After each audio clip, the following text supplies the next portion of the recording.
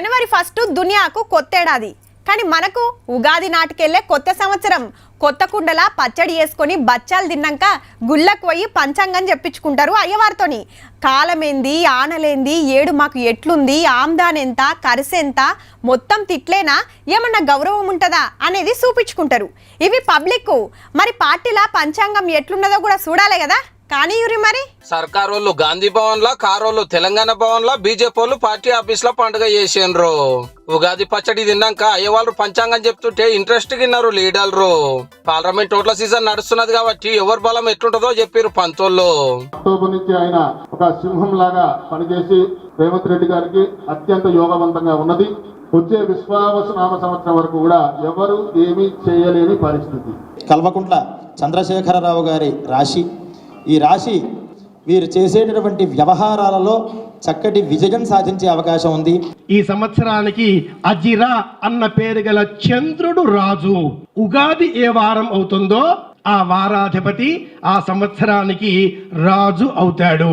24/2026 నుంచి 31/8/2026 లోపల ప్రధాని మంత్రి పదవుల్లో కూడా కొన్ని ఆకస్మికంగా మార్పులు సంభవించేటటువంటి సూచన గోచరిస్తోంది. ప్రతిదీ కూడా జాగ్రత్తతో వాళ్ళు శ్రద్ధ వహించినట్లయితే ఈ సంవత్సరం యోగదాయకమైన సంవత్సరాన్ని మరింత యోగదాయకం చేసుకుని రాబోయేటటువంటి ఎన్నికలు వాటిల్లో కూడా మంచి పట్టు సాధించేటటువంటి అవకాశం ఈ సంవత్సరం.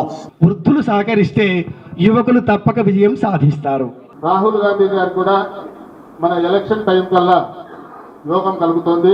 వారి మాటకి వారి గమనానికి అడ్డులేని సంవత్సరంగా ఈ క్రోధినామ సంవత్సరం.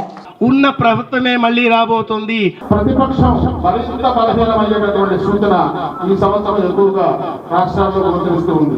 ఎవరెవరైతే పాలకపక్షంగా ఉన్నారో వారు కొంత కష్టసాధ్యంగా, కొందరు రాజకీయ నేతలు కూడా శిక్షార్హులు అయ్యేటువంటి అవకాశం గోచరిస్తూ ఉన్నది. రాజకీయ నాయకులకు కూడా ఇది మంచి కాలమే. పెద్ద గ్రహాల ప్రభావం వల్ల ప్రజల్లో అభిమానం వస్తుంది. ఇక కేసీఆర్ సార్ కు ఈ జాగ్రత్తలు చెప్పిండ్రు. వాహన ప్రమాద సూచన ఉంది కాబట్టి ప్రయాణం జాగరూకతతో చేస్తూ ఉండడం, ప్రయాణ సమయాలలో క్షేమంకర్యై నమః అనేటటువంటి దేవతానామాన్ని స్మరణ చేస్తూ ఉండడం వల్ల ఆ వాహన రక్షణని అమ్మవారు ప్రసాదించే అవకాశం కనిపిస్తోంది. అట్లనే రామన్నకి సలహా ఇచ్చిండు పంతులు.